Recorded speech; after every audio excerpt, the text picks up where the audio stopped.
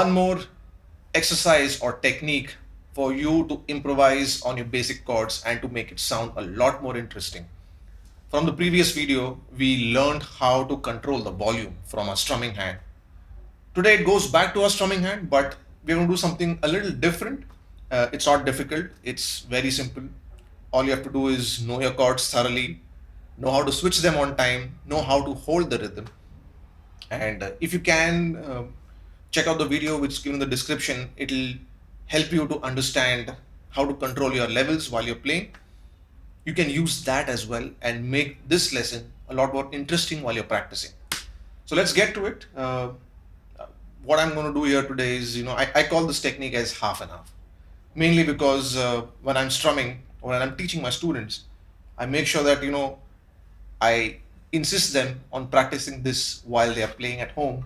So first, you just hit the bottom three strings and then the top three.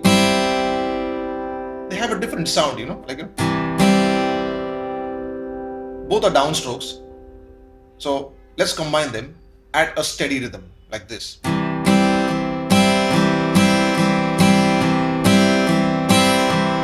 Changing the chord.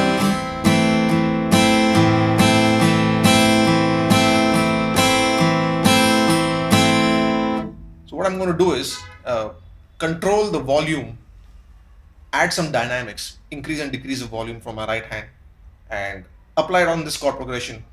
If you're wondering what chord I was playing, if this is your first day with the guitar, I'm moving from a C major to an A minor. We have all the video lessons, make sure you get them. Okay, so let's switch. Let's combine the previous and this lesson together. Here we go. Making it a little fancy.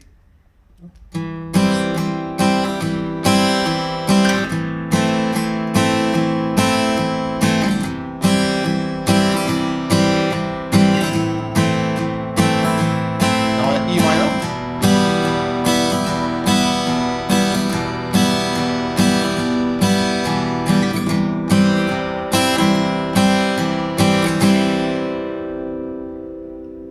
There was a lot that has to be done with your strumming hand with regards to controlling the volume. So if I have to summarize this and put it uh, in a short statement, I would suggest make sure that every chord has its own personality while you're strumming. Build a personality, make sure that you're trying to express some sort of a story, add some volume, add some dynamics, add some techniques as in when you learn. So just be productive while you're practicing so that tomorrow when you play the same chord progression, you need to sound different and sound happy that, okay, there's a lot of progress happening in my playing. So, yeah, just combine all your lessons, be productive, keep strumming, and we'll see you soon.